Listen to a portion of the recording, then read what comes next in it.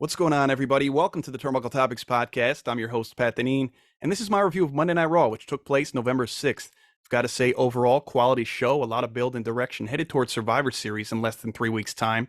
Fresh off the heels of Crown Jewel this past weekend, it was a great show, top to bottom.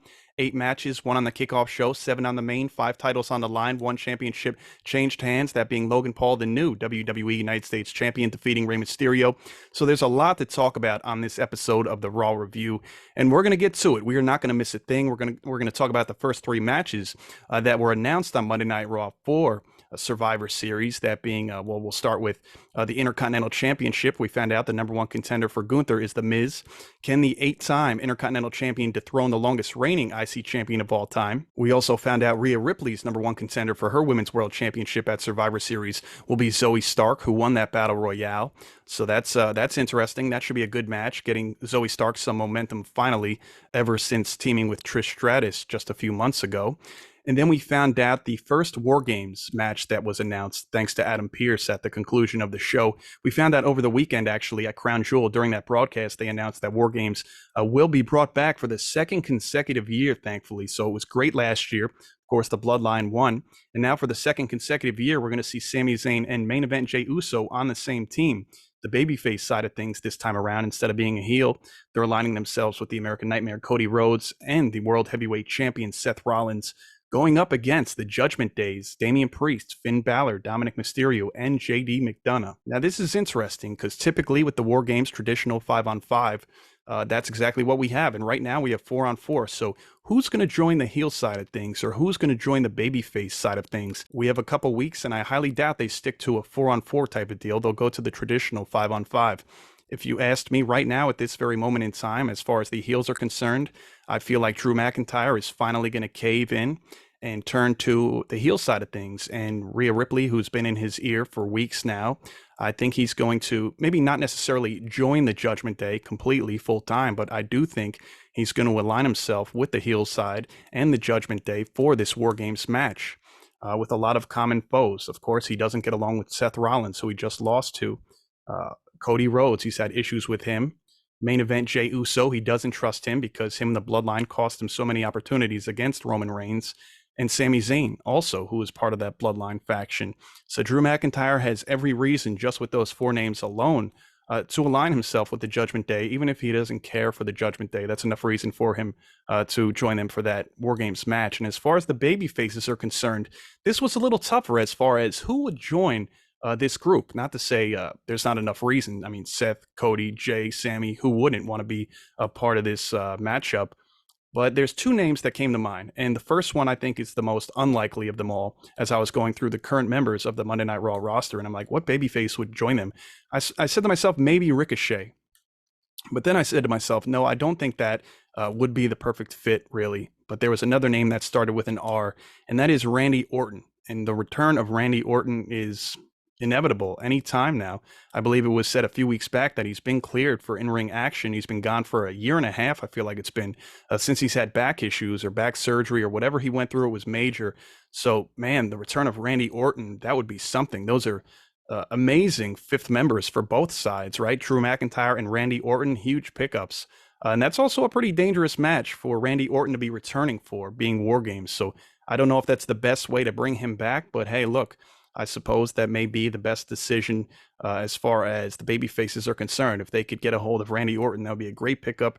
We saw last year, I believe, for the War Games match for the women's side of things, Becky Lynch. And that was Becky's first match back in a very long time since her injury. So, hey, look, maybe for the 2nd consecutive year, we'll see somebody return from a major injury, significant time off, and returning at War Games. So hopefully we see Randy Orton. And again, Drew McIntyre would be a great choice for the heels. Now, in addition to that, the War Games poster came out immediately following Raw as Triple H announced, "Let the games begin," and he posted a picture of the Survivor Series poster, that being Cody Rhodes' face plastered on the center of this poster with war paint on his face, and it's camouflage. And I think it's awesome. Not only does it look cool, but if you look even further, there's deep meaning behind it. Now, we all know, well, most of us should by now, that Dusty Rhodes, the American Dream, Cody's father, came up with the concept of the War Games match back in 1987. It was originally used in Jim Crockett Promotions on the NWA. And later, of course, it was annually held for WCW World Championship Wrestling as part of their Fall Brawl pay-per-view. Now, I remember specifically in the early 90s that his father, again, the American Dream, Dusty Rhodes, in WCW was part of a few of those War Games matches, along with his son, most known as Goldust. At the time, he was the natural Dustin Rhodes, and ironically enough, that's how he's finishing out his pro wrestling career with AEW the last couple of years, ever since he left WWE in 2019, again, as the natural Dustin Rhodes. So that's pretty cool stuff to see, and I really think it's fantastic, because Cody Rhodes, obviously, this time last year, was injured out with his pectoral recovery, so he was not part of the Survivor Series pay-per-view in general, especially War Games. So now that he's able and fully ready to go, part of this War Games match specifically, I thought it was a great ode to his father, Dusty Rhodes, putting Cody on the front of this Survivor Series poster, again with the awesome camouflage war paint. Now, before we jump into this Raw review, I want to talk about the Women's War Games side of things. That is yet to be announced. I'm sure it's coming maybe as early as this Friday's episode of SmackDown, being that we'll be just 2 weeks away, or at least, show us who may be on the babyface side or the heel side. Now, I'm going to assume that because the men's War Games match is coming from the Monday Night Raw side of things, we have every reason to believe that the women's War Games match is going to be coming from Friday Night SmackDown. Now, I'm thinking what teams could be made up right now, right? From the babyface side of things, I'm certainly thinking that Bianca Belair is going to be a captain for the babyfaces, and maybe some of the people she picks up for her team are names like Charlotte Flair, Asuka, Mia Yim, aka Nishon. And for the fifth and final spot for the baby faces, I would either go with the LWO's Zelina Vega or Shotzi. If I had to pick one right off the bat, I probably would go with Zelina Vega. And I know Shotzi seems a lot more fierce and tenacious and wild, and she drives out, right, shooting off the cannon and stuff. But I think that Zelina would be a great fit. This would be a first time for her. When War Games was initially announced, she expressed interest on Twitter that she had never taken part in a War Games match and that she would be more than interested to do so. I think that would be a good proposition as far as the babyface side of things go for SmackDown for that women's division. Now, as far as the heels are concerned, who would be the heel captain? Again, if I had to guess, it would be the WWE Women's Champion, Io Sky. And now who could be on that team? Of course, Dakota Kai is not cleared to wrestle till probably the Royal Rumble at earliest, so her Damage Control stablemate is unavailable. Maybe Bayley. Bayley will join her. I know they're not on the best of terms right now, it seems, especially with the return of Kairi Sane over the weekend at Crown Jewel. Kairi being gone for the better part of 3 years since leaving during the Thunderdome era. Of course, there's so much history and so many ways things can go, and I think it's going to unfold after Survivor Series with Bayley and Kairi Sane and Io, and Io is pretty much gonna have to pick a side between Bayley and Kairi, and I think it's a no-brainer that she would pick Kairi. That's her day one. Bayley has just been her friend the past year and a half, and even still, that's been a very, very shaky relationship. So who would be on this heel side of things with Io Sky? It would be Io Sky, it would be Bayley, it would be Kairi Sane, and then I'm probably going to pencil in a tag team here, that being Alba Fire and Isla Dawn. I think those would be two great women to round off this heel side of things. And so we'll see what happens. If I had to pick a winner, I would certainly go with the baby faces here, because I think there would just be way too much turmoil going on with the heels. Io Sky, Bayley, Kairi Sane. There's a lot of drama happening there. So we'll see what happens. But again, Alba Fire, Isla Dawn, two major pickups for the heel side if they could get them on their side. Now, over the course of the next couple weeks leading up to Survivor Series, if things were to take a drastic turn, I could see a swap of sorts from the women's babyface side of things to the heel side of things. If things really take a turn as far as the heels are concerned with Io, Kairi, and of course Bayley, I could see Bayley turning babyface and joining Bianca's team. And now who would be coming from the babyface side of things to the heels? Well, that would probably have to be Asuka. Asuka has a lot of history with Io Sky, especially Kairi Sane. What were they, 1 or 2 time women's tag team champions back in 2020, going up against the likes of Sasha Banks and Bayley. So we'll see what happens there. That's very interesting. Again, I would stick with the teams I proposed now, and for everything to kind of fall apart after Survivor Series, as far as Bayley and Io and Damage Control are concerned. But I think they're going to live up to their name right now. They're going to maintain some semblance of Damage Control. But by the end of November, going into December, certainly before 2024, things are definitely going to hit the fan. And we'll see Bayley on the babyface side of things. And, Asuka, we'll see if she joins her friends in Kairi and Io Sky. Now, before I go any further, I got to give Byron Saxton his flowers. This past weekend at Crown Jewel, we didn't have Samantha Irvin from Monday Night Raw. We didn't have Mike Rome from Friday Night SmackDown as either of the ring announcers for this event. For Crown Jewel, we had Byron Saxton, typically on color commentary or a backstage interviewer, or, he usually does the whole press conference bit after all the PLEs. And he was the ring announcer. He did a phenomenal job, fantastic job. I think he exceeded everybody's expectations. I don't think any of us knew going into this show that he was going to be the ring announcer. I don't know if it was a last minute thing or something happened, again, with Samantha Irvin or Mike Rome, that they were unable to fulfill these duties. But again, whenever he does need to fill in for either of them, I think they found their guy.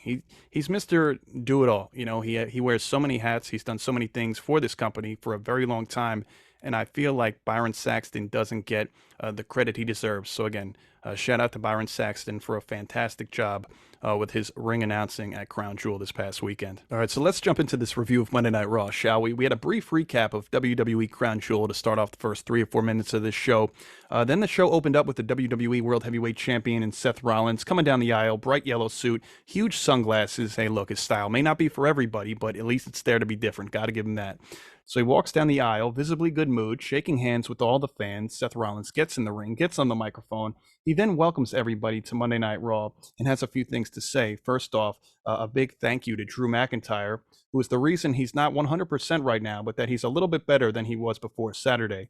He then talks about Damian Priest making his attempt to cash in this past Saturday, but to no avail thanks to the likes of Sami Zayn running in. And then he invites Sami Zayn down. He wants to, say thank you in person. He jokes to Sami Zayn that he half expected him to come ringside with the briefcase after taking it home on Saturday, taking it from Damian Priest, and then asks if Adam Pearce, the Raw general manager, made him return it. Sami proceeded to say that's exactly what happened, and Rollins talks about how he's been thinking about how he can repay Sami Zayn.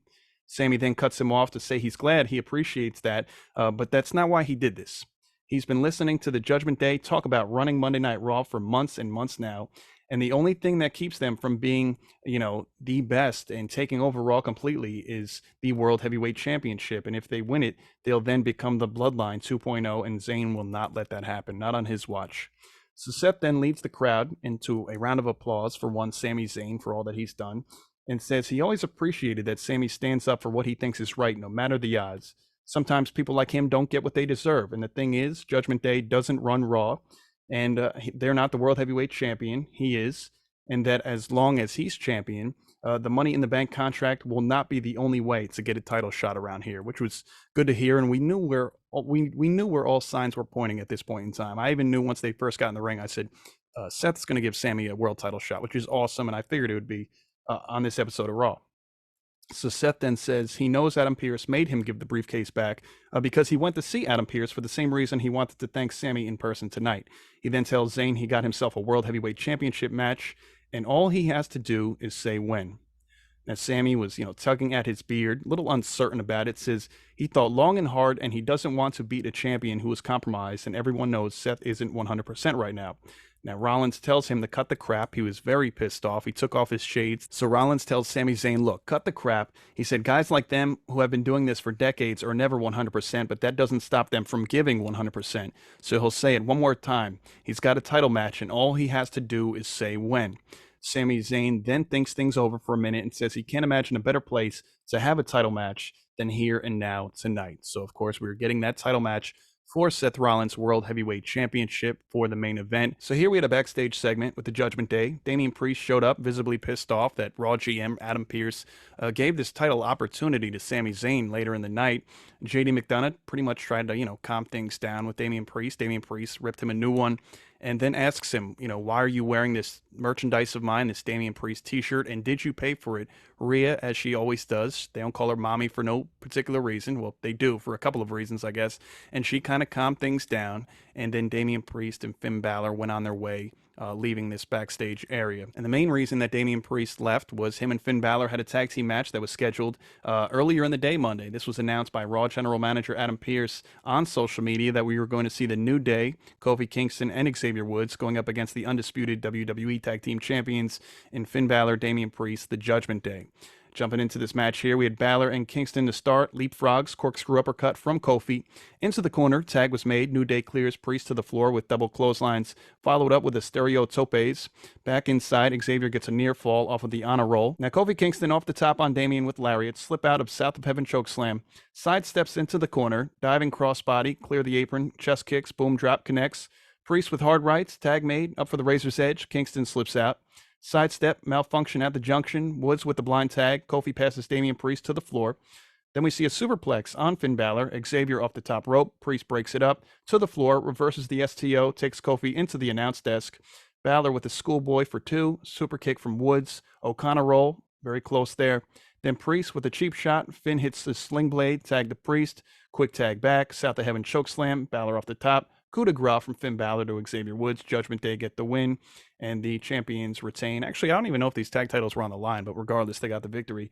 So post-match, we see footage of Drew McIntyre refusing to do an interview earlier in the day, and then he decided to leave the arena. So again, as I said at the top of this show, Drew McIntyre is inching closer and closer to the dark side, frustrated for numerous reasons for not being world champion. And again, he'll join Judgment Day for, at minimum, War Games going up against the baby faces. Now here we had Akira Tozawa going up against Shinsuke Nakamura. Early on, Tozawa with the German suplex into a bridge. Nakamura bails to the floor. Suicide dive follows up top. They're both jockeying for position. Shinsuke blocks a Frankensteiner, but Akira Tozawa completes it anyway. Posing in the turnbuckles, headed up top. Big diving senton, knees up. Shinsuke laying in wait, but Tozawa has a victory roll to counter the knee. Hurricane Rana follows, only a 2 count. Nakamura then blasts him with a boot, waiting for him. Nakamura hits Tozawa with a Kinshasa for the victory here. And so that pretty much was that. There's a brief encounter between Otis of Alpha Academy and Shinsuke Nakamura, and that match was made official for next week's Monday Night Raw. Tozawa tonight on NXT, actually, he has a match going up against Metaphor's leader, Noam Dar, for the NXT Heritage Cup. So we'll see how that goes. I have every reason to believe that Noam Dar will win, will retain, and carry on with his group on NXT. So here we have Adam Pearce, who cuts a promo about Gunther's Intercontinental Championship reign in a fatal 4-way #1 contenders match that he set up with The Miz, Bronson Reed, Ivar, the Viking Raiders, and Ricochet, justifying each participant's reason for being in said match. And as a matter of fact, speaking about Ricochet, if we take it back to June 10th, 2022, that's when Ricochet dropped his Intercontinental Championship to Gunther, and he's been champion ever since, obviously making him the longest reigning IC champion of all time. Ricochet lost that rematch to Gunther shortly thereafter, and Gunther winning this championship made him the first Austrian to ever hold this title. And in addition to that, I saw a pretty staggering statistic over the weekend. Of course, the days have slightly changed since I read this. This was either Thursday or Friday of last week, but nonetheless, it was said that Gunther has been with the WWE for the better part of 1,672 days. He has been a champion for 1,381 of those days, which means he has been a champion with the WWE for 82.5% of his tenure with the company.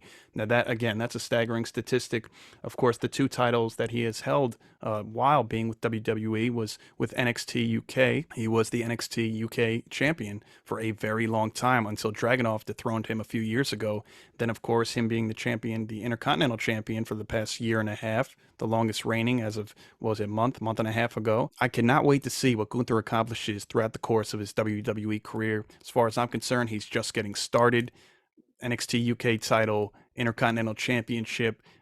He's going to be a world champion, a universal champion, a WWE champion, you name it. And he's probably going to have very lengthy reigns. So when all is said and done, 10, 15 years from now, when he's done with the company, I cannot wait to look back on his career to see the percentile. Maybe it's going to increase even more. Maybe he'll be a champion for 90% of his run. Who knows?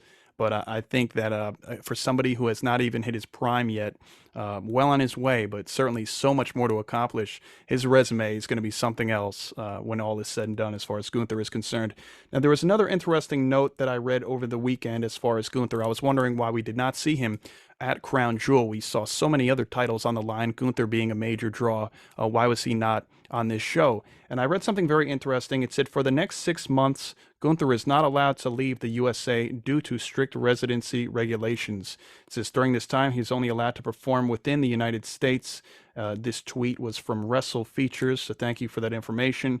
It was unbeknownst to me, and I'm sure many others, as not just for this pay-per-view event that we saw over the weekend, Crown Jewel, but why would he not be on a card that is so significant, so stacked? Again, this was a great card, probably not just one of the better, but probably the best Saudi card. And they really load up their cards the last 4 or 5 years whenever they go over there 2-3 times a year. But this was a very, very good show from start to finish. So that makes sense. That makes sense as to why we did not see him at Crown Jewel. And another note, of course, there's so much speculation in regards to not only CM Punk, but Will Ospreay and him being a free agent. Again, will he go to AEW, which we all think is the most likely of scenarios? Hey, he could come to WWE. I know WWE would be very much happy to have him there, right? And then, some joke about it, but realistically, he just wrestled for one of their pay-per-views a week or two ago, Impact/TNA. Will Ospreay going over there, but I think that's the least likely of situations or scenarios. But it was cool after there was a graphic posted that Seth Rollins retained or defended his title successfully over the weekend at Crown Jewel. Then Will Ospreay retweeted that with the eyes emoji. So again, teasing the fact of, will we eventually see Will Ospreay and Seth Rollins in a WWE ring together? Very interesting. And personally, I can't wait to see. I mean, WWE was unsuccessful earlier in the year by signing Jay White, Switchblade Jay White, which was going to be a great pickup. Many of us thought that was a foregone conclusion that he would be with WWE, but he ended up signing with AEW and debuting with them early April. And so hopefully for WWE's sake, at least, they could, make it right by getting Will Ospreay. Again, one of the best in the world as well. And that would be a huge pickup. For years, Will and Seth have had exchanges on the likes of social media or Twitter specifically about potentially meeting in the ring and fighting at some moment in time. So we very well may get that matchup sooner than later, folks. I think, again, a lot of people think he's going to AEW, but I think there is certainly quite a good percentile that he may show up in WWE. So as I just discussed, starting off the 9 o'clock hour, we have a fatal four-way to determine the number one contender for Gunther's Intercontinental Championship.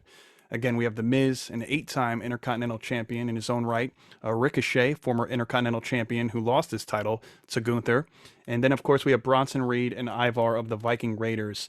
Now, speaking of the Viking Raiders, real quick, I want to mention Ivar's partner, Eric, who has been out for quite some time now, and it's said he'll be out for a very long time due to a neck injury. Now, it was said late last week that Eric of the Viking Raiders has successfully undergone C6, C7 neck fusion surgery and now is well on his way to the road to recovery. So, again, speedy recovery, but take your time. Again, especially being a pro wrestler, and neck injuries, back injuries, these are no joke. So, but all the best to Eric of the Viking Raiders, and I've said it many, many times throughout the course of the last few weeks. So glad that they're still showcasing Ivar on WWE television in a number one contenders match for a singles title, nonetheless, on Raw. How great is that? Fortunately, he didn't win, but I'll say this, at least he's getting the chances and not sent home waiting for his partner to recover. He's going to be out for quite a while, as you could see, with a major neck fusion surgery. So all the best to him. So now going back to this matchup here, for the second consecutive week, we get to see Ricochet coming out wearing those pink tights that I discussed on Raw last week. Reminds me of the Acclaimed. I feel like it's something he took out of the closet of Max Caster, Anthony Bowens, or something like that. But again, stylish nonetheless. So this match was a lot of fun. Jumping mid-match, Ricochet off the top rope. Bronson ducks under, catches the springboard crossbody, rams the one and only Ricochet into Miz before planting him with the world's strongest slam. Ivar's in, back elbow to Bronson Reed. Now we see Ivar go up. Bronson cuts him off, jockeying for position. Miz and Ricochet get under them. We saw a Tower of Doom spot, which was awesome. I love seeing stuff like that. As long as it's not like 10 people, then I'm like, all right, why do we have all these people waiting for said spot? But when it's 3 or 4 people last minute, it looks realistic and it looks really cool, especially when these two big men, the likes of Bronson Reed and Ivar, were involved. Now, Ricochet and Miz, they exchange words. A shoving match ensues, escalating to trading forearms. Uppercut from Ricochet, whip reversed. We have a clothesline that connects from the Miz. Enziguri on Bronson Reed. Springboard crossbody, ducks a lariat off the ropes. We see a satellite DDT to Ivar. Miz then fired up, runs into a boot from Ricochet. He trips him up in the corner. We see a code breaker hanging on into the basement DDT. Arm drag sits up, recoil, but Ivar breaks the cover up with a big splash. Bronson with Ivar in a fireman's carry. Then we see Ivar slip out, springboard lariat, folding press. Now this match wraps up by seeing both big men going off at the top rope on opposite corners. Now we saw Bronson Reed, who missed The Miz, while Ivar pretty much crushed Ricochet. However, The Miz took full advantage of his opportunity, making the cover on Bronson Reed, while Ricochet seemed to kick out of Ivar's pin just in time, while Miz seemed to complete the 3 count, getting the victory. Again, that #1 contendership for his match against Gunther for that title at Survivor Series. There was some confusion immediately following this match, though. It took a minute for the referee to clarify what actually took place. Who kicked out, who didn't, who won. Do we have 1 winner? Do we have 2 winners? Is it going to be a triple threat with The Miz and Ivar and Gunther? But no, it's just going to be The Miz and Gunther at Survivor Series, which didn't go over too well with Ivar. And so although he won by pinfall with the folding press, post-match, the angry Ivar attacked The Miz, beat him down pretty bad, and we're going to see that one-on-one match take place next week on Raw. Again, we're going to see The Miz one-on-one singles action against Ivar, and it's awesome. Ivar booked for another singles opportunity. Win, lose, or draw, at least he's getting showcased. We know he can go.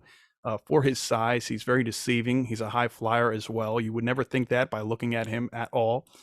So good for him, man. Glad he's getting these opportunities, and that he's not either sent home waiting for his tag partner Eric to recover from neck fusion surgery, or B, that he's sitting in the kitchen every week on Monday Night Raw and catering. So now here to a backstage segment with Alpha Academy. Chad Gable says he has nothing to be sorry about for losing to Shinsuke Nakamura, and gets him to refocus on his Heritage Cup match that will take place tonight, as I mentioned, against Noam Dar.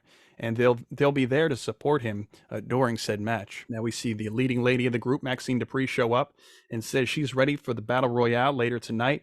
Chad Gable tells her to take note from Tozawa and stick with people her own size during this match.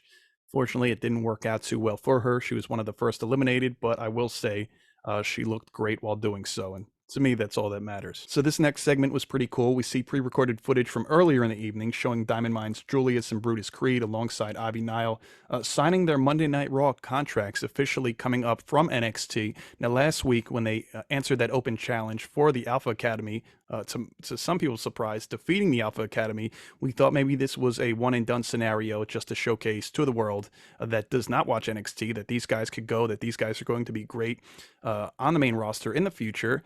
Of course, they had a match at Halloween Havoc last week on Tuesday where they won yet again, back-to-back brutal nights with a tables, ladders, and scares match on Halloween, defeating Angel Garza, Humberto Carrillo. And now we come to find out that they are official members of the Monday Night Raw roster, so good for them, man. Shortly thereafter, during this pre-recorded segment of them, being welcomed by Adam Pearce and so on, we see DIY's Johnny Gargano and Tommaso Ciampa, who confront them in a pleasant manner. They welcome them to the Red Brand, eventually setting their matchup that would take place later in the night, thanks to Raw General Manager Adam Pearce, who made it official. Again, congrats to Brutus, Julius, and Ivy Nile. It's a huge move, especially for Ivy Nile, because we all kind of knew that Julius and Brutus would be well on their way to Raw or SmackDown one day. Now, a few months ago, when it looked like they were getting the boot initially from NXT, and when I thought they were originally going to get called up, it looked like Ivy Nile was going to be left on her own, and she was for a little bit on NXT. And not to say she couldn't hold her own, but she would definitely be floundering a little bit, being used to being part of Diamond Mine the last couple of years on NXT. But I think it's great for her and very beneficial, which we saw later in the night when I get to that Women's Battle Royale match, making it to the top 4 or 5 at the end, which was very impressive out of a field of 14 to 16 women. So good for her coming up with the Creeds and Diamond Mine collectively, and I think this is really going to benefit her. So we'll see what's next just for the Creeds as well as Ivy Nile. So now we see the Creeds going up against DIY. This is a first time ever match. Jumping into the midst of this match here, we see Gargano with the super kick, tag made, Ciampa with mounted punches, big lariat, one for Julius Creed as well, corner lariats for both Creeds, double lariat, and the brothers are down. We see Tommaso Ciampa fired up, inverted DDT to Brutus, tag to Johnny Gargano, strikes in the corner, back suplex / powerbomb combination to no avail. We see Creeds with a fireman's carry, Gargano clawing out of it to the apron. We see a springboard caught. Brutus marches him into the corner, tag to Julius Creed, Samoan drop, sets up a standing shooting star press, setting up a standing moonsault, lateral press, and Ciampa breaks it up. Now Tommaso Ciampa then tags in, running knee, sets up Willow's Bell, sets up underhooks. Julius kicks out of the fairy tale ending. Then Brutus pulls Ciampa out of the ring, tossing him near the commentary table. when suddenly we see Ludwig Kaiser of Imperium run in and running up to the apron area for an Inzaguri to Johnny Gargano. Julius Creed under him with the electric chair. Tag made. We see a Brutus Ball Doomsday device, as we've seen the last couple of weeks, specifically for a successful outcome. And yet again, this led to the 1-2-3. Creed brothers win their second consecutive match on Monday Night Raw and their third tag team bout within the last week. So they are on a roll, to say the least. So good for them. They're on fire. Now, post-match, Ludwig Kaiser grins at the top of the ramp due to the end result and what he was able to accomplish, all while making a smooth getaway. So I'm sure we're going to be seeing more from Imperium versus DIY. We love this tag team matchup between these two teams. We loved it in NXT, and we're going to love it even more on the main roster on Raw. We'll see what happens with Imperium. There's been a lot of teasers as far as them splitting up, or maybe Giovanni Vinci getting the boot. Maybe Gunther gets frustrated with his buddy old pal Ludwig Kaiser and also gives him the boot at some time as well. Maybe Imperium breaks up entirely. And, you know, they could afford to get rid of Giovanni Vinci. I think he's a cool dude. He's cool, calm, collective. He's great in the ring. And I think he'll be all right in singles, you know, pushed the correct way. But regardless, I think, Gunther losing Ludwig Kaiser is a much bigger loss, not just because of the pro wrestler he is or because the fact that they've been best friends since they've been young. It's well documented, but Ludwig Kaiser is the perfect Robin to Gunther's Batman. His introduction of Gunther is just so good on the microphone. He quite literally sets the stage every single time. So we'll see what happens with Imperium in the future, but you can expect Imperium and DIY to go back and forth. And the Creeds are on a roll. I'm curious to see who they go up against next. I'm assuming maybe next week they'll have a third consecutive tag team match and get some wins, and maybe they'll be be the team to eventually win those tag titles sooner than later, especially if Raw and SmackDown, depending what they do. Of course, they're on Raw right now because Finn Balor and Damian Priest hold those tag titles, but I wonder if they're ever going to split them up at some point in time, putting a pair of titles back on SmackDown and back on Raw. So we'll see, but a huge win for the Creed brothers, even though they did get the assist from Imperium. So here we have a backstage segment. Jey Uso gives Sami Zayn a pep talk about how he's going to go out there and show everybody and win that title later in the night against Seth Rollins. Sami asks how his stuff is going, and Jey says he and Cody Rhodes got a rematch for next week for those tag team championships going up against the Judgment Day's Finn Balor and Damian Priest. And who knows, maybe they'll all be champions this time next week. And after that, Becky Lynch was interviewed. The interview was cut short due to Nia Jax lurking behind her to tell her to her face that nobody's going to eliminate her and she's going to win, and she's going to be happier than she was ever since she broke Becky Lynch's nose 5 years ago, right? It was right around this time, 5 years ago, Survivor Series 2018, where Becky Lynch was unable to go up against Ronda Rousey. Then they penciled in Charlotte Flair to take Becky's spot to go up against Ronda. So, yeah, that was quite the flashback. Lynch says the funny thing about that is she went on to main event WrestleMania 35, and Jax went on to get fired. That was one of the better comebacks I've heard in recent history on WWE television. So that was good. Great exchange from Becky Lynch to Nia Jax. Following that, we saw the WWE Women's Tag Team Champions in Chelsea Green and Piper Niven backstage. Green says that they feel amazing and they actually have a chance of winning this Battle Royale, where some of the women in the match are giving charity vibes. Then we see Shayna Baszler and Zoey Stark show up. Baszler says she's going to tear the first person she sees tonight limb from limb, and maybe she'll make sure Chelsea's the first one she sees. Piper leaves her high and dry. Zoey notes that she goes for them as well. And Shayna says she's going to be the one with her hand raised when all is said and done. So that was pretty good to see that whole exchange backstage, especially when Chelsea Green at one point in time, again, when right before Piper left and, left this segment backstage, Chelsea was talking all this mess. And, Piper said, well, it is every woman for themselves. And Chelsea Green went on to say to Shayna Baszler and Zoey Stark, that's our little inside joke, trying to play it off like this is just, their intention or their plan, when clearly Piper meant every word when she said, look, sorry, sweetheart, you're on your own tonight. So Chelsea Green is just so good out there. Again, for any segment in the ring or even these, I actually look forward to Chelsea Green out of the ring as much as I do inside the ring. And she's a great wrestler, don't get me wrong, but she's just so funny in these backstage segments and so on. So that was good. Leading to this women's battle royale, we see Nia Jax, who made her entrance first. Then we got a whole bunch of other entrants. Then we see Xia Li. She comes out and hits Becky Lynch with a kick. Raw GM was furious. Adam Pearce made his way out, ejecting Xia Li from this match, telling her that she cannot compete. Now, when we got back from the commercial break here, we saw a recap of what took place.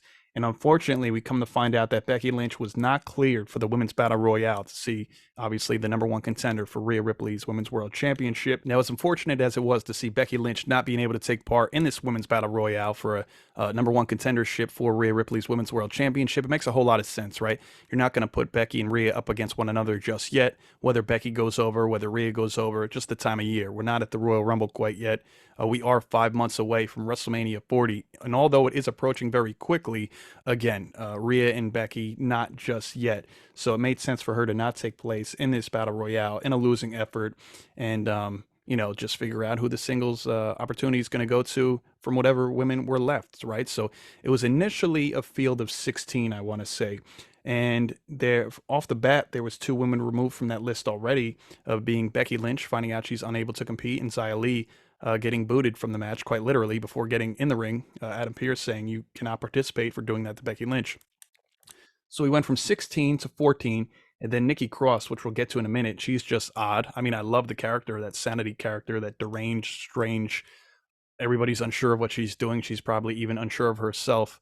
I remember there was a stare down in the midst of the ring between Nia Jax and Raquel Rodriguez, and a great photo where Nikki Cross is just looking straight, dead center, while these 2 women are looking at each other in a very fierce manner.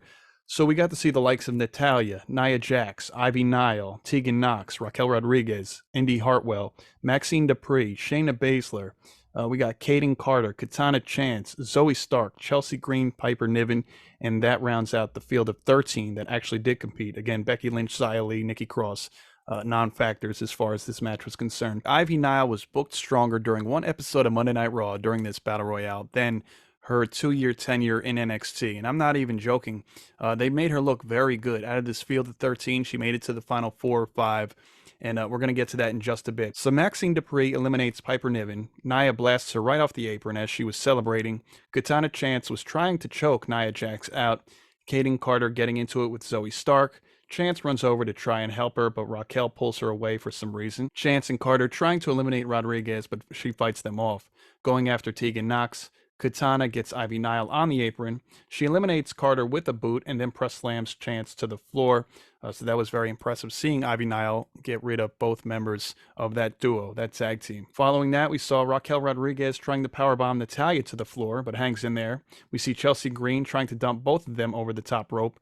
Boots for both of them. Chelsea gets frustrated. They work together to eliminate her instead. Natalya with a back elbow and a low bridge for Indy Hartwell, but she hangs in there.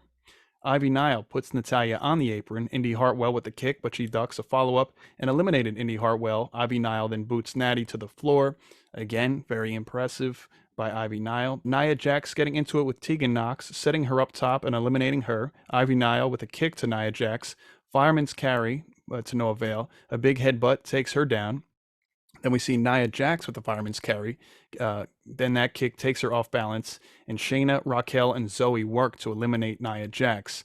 Now it's down to the final 4. Zoey Stark, Shayna Baszler, Raquel Rodriguez, and Ivy Nile. I never would have guessed that Ivy Nile would have made it this far, but again, good for her on her Monday Night Raw debut. Now, although Ivy Nile made it to the final 4, it was over before it started for her, because while she was on the outside of the apron, unfortunately not back in the ring just yet, Nia Jax pulled her off the apron. I don't know how they allowed that to happen, being that Nia Jax was already eliminated. Either or, it was down to the final 3 being Shayna, Zoey, and Raquel, which I understand. Those are really the 3 heavy hitters that remain in the ring to go up against the likes of Rhea Ripley at Survivor Series. Again, Ivy Nile did more than her fair share in this match, plenty of eliminations, and really a great showcase for herself. So Rodriguez tried to dump both Zoey Stark and Baszler to the ground. Failed attempt as Stark and Baszler knock her to the floor. Now it's between Zoey Stark and Shayna Baszler, who have had this kind of, some kind of an alliance as of late. But at the end of the day, it's all about one woman standing. So, of course, they go at it. Zoey and Shayna trade strikes on the apron. Then we see the Queen of Spades, Shayna Baszler, going for a German suplex. Stark hangs in there. But she gets the Kirifuda clutch. So Zoey was fading, losing her grip. Shayna lets go to avoid landing first. and getting eliminated potentially. We see Stark with a super kick, another super kick, and Zoey Stark ends up getting the job done, eliminating Shayna Baszler to become the #1 contender to the WWE Women's World Championship. And she, again, will see Rhea Ripley at Survivor Series for that title opportunity. So now we're backstage with Rhea Ripley. She's being interviewed by Jackie Redmond. She says she'll handle her business at Survivor Series, and next week, Judgment Day, will do what they do best. Zoey Stark then shows up. She says Rhea's focus should be entirely on her, and if it weren't for Nia Jax, she'd have won the title at Crown Jewel just a few days ago. Then Rhea Ripley says she has a lot on her plate and she hasn't forgotten about her, but she must have forgotten that she defended her title at Crown Jewel. Or did that slip her mind after all those avalanche riptides onto all those bodies? Stark then says she's going to take the title from Rhea Ripley at Survivor Series, and we'll see what happens. If I was a betting man, I would say Rhea Ripley retains. I don't think she loses that thing prior to WrestleMania 40. So here we are. It's main event time. WWE World Heavyweight Championship is on the line. Seth Rollins defending against Sami Zayn. Again, Seth giving Sami this opportunity as a way of saying thank you for having his back at Crown Jewel over the weekend. Post-match, after he defeated Drew McIntyre in a grueling match, probably the best match of the night at Crown Jewel. When Damian Priest was about to cash in on him, Sami Zayn ran out in a black hoodie, grabbed that briefcase, ran into the crowd with it, and that was that. So Seth really appreciated that. And last week was Seth's first singles match on Raw in 4 months, which was pretty incredible to note. And it was also made mention by the commentary team that Seth is defending his championship on Raw for the first time in 5 months as of this episode, which is kind of crazy because, you know, he's been champion, for barely 6 months when he won it at Night of Champions, which was in late May, again in Saudi. And it feels like he defended it a lot more outside of premium live events. It feels like every time we turn around, Seth is having a title match of some sort and putting his body through just about everything, as we know. It's been well documented. So that came as much of a surprise that this is his first title defense on Raw in 5 months. But anyway, we're going to jump mid-match here. Both men trading right hands in the middle of the ring. Rollins with a penalty kick, and he follows it with a buckle bomb. Off the ropes, Blackout countered. Blue Thunder Driver is good for a 2 count. Rolling elbow from Seth Rollins. Exploder in the corner from Sami Zayn. Rollins counters with the super kick. Pedigree. Sami Zayn will not stay down. Then we see another blackout attempt from Seth Rollins, who is countered. Sami Zayn has him in the Lion Tamer. Seth fighting. Sami stomps and puts him in a deep Boston Crab. Rollins crawling. Sami Zayn then repositions, jockeying for position. And this one ends with Seth Rollins winning with a roll pin, retaining his WWE World Heavyweight Championship. And it was a great match. Sami visibly disappointed. This match ended around 10:54, 10:55. So I said, wow, that's really early for Raw to end. You at least get it up to 11 o'clock. So I said, we got 5-6 minutes or whatever. And we're definitely going to see something take place here. Now, I thought, post-match, it kind of looked like Sami was a little reluctant to shake hands or be a good sport. He was clearly dejected after losing this World Championship opportunity. This is his second opportunity throughout the course of 2023 that he didn't get the big one done, losing to Roman Reigns back in February at Elimination Chamber in his hometown of Montreal for that undisputed WWE Universal Championship. And now here on Monday Night Raw, the main event against Seth Rollins for this World Heavyweight Championship. So he clearly was not happy about that. But the two shook hands, even though it looked like for a second there, I said, is Sami going to turn heel? What's going on here? He didn't seem too sure of himself. But I figured they're not going to do that with two main stars on Raw right now. They're not going to turn Drew and Sami within this close proximity. At least I don't think so. So anyway, after this, Sami Zayn then raised the hand of Seth Rollins before leaving the ring.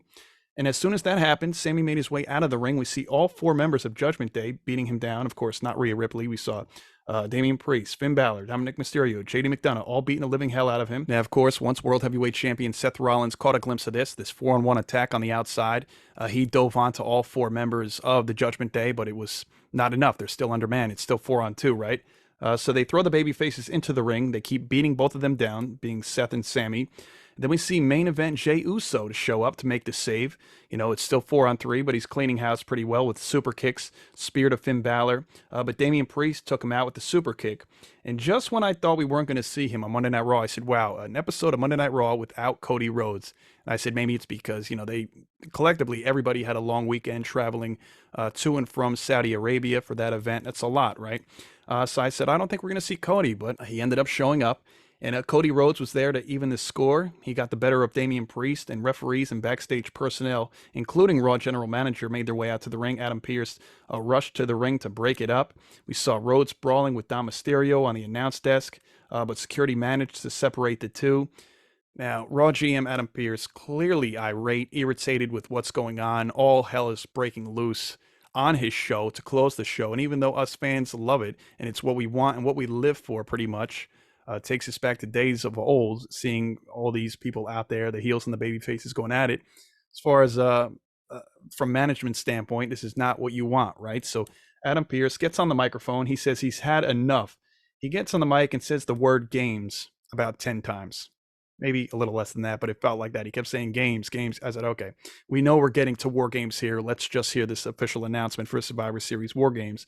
So he proceeds to say, if the 8 men want to play games, they'll play games, War Games at Survivor Series in Chicago.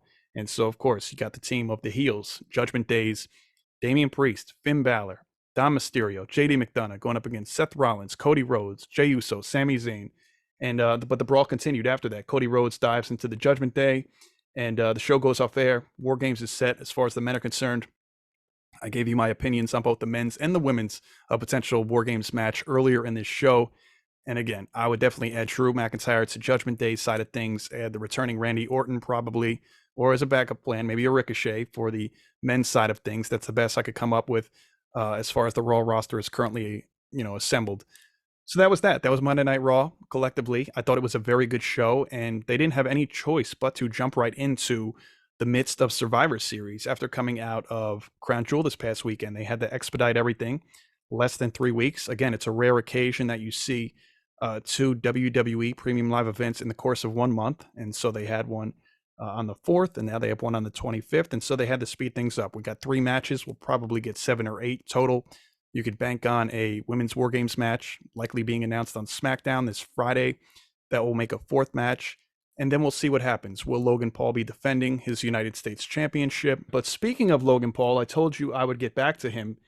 And Triple H, after Crown Jewel, after Logan Paul defeated Rey Mysterio, Triple H went on the tweet, just 8 matches into his career, Logan Paul has cemented his place in the world of sports entertainment, and now he's got the hardware to prove it. Congratulations to your new U.S. champion, the Maverick, Logan Paul, with a picture of obviously the 2. So shout out to Logan Paul. He's had some great matches, whether it's been against Roman Reigns last Crown Jewel or The Miz and so on. He's had some great tag team bouts as well. Even fought Seth Rollins, right? And what was that, this past WrestleMania? This probably was not one of his better matches. I think a lot of it had to do with the fact of the size differential. As good as Rey Mysterio is, Rey Mysterio, I feel like I don't know if he was too fast for Logan Paul or just too short for him, but their chemistry wasn't that great. The match itself was all right. Again, glad Logan Paul, I'm happy for him, right? Good for him. He's just not some outsider that doesn't respect the sport of professional wrestling and is just here for the fame. Yeah, the fame might be part of it. I do understand that. He's a huge presence on social media and the boxing and so on. But again, this was not the best match, but good for him. Now, obviously, WWE did this for numerous reasons, not just because he's a great wrestler, but due to his popularity, right? Obviously, this is huge for WWE, especially being bought by Endeavor the past month or 2 ago. Endeavor probably, their eyes lit up when they saw this opportunity, putting gold on the likes of a Logan Paul. Give them publicity, right? There's no such thing as bad publicity. So he's even, if you go to WWE's Twitter account, I had to screenshot this.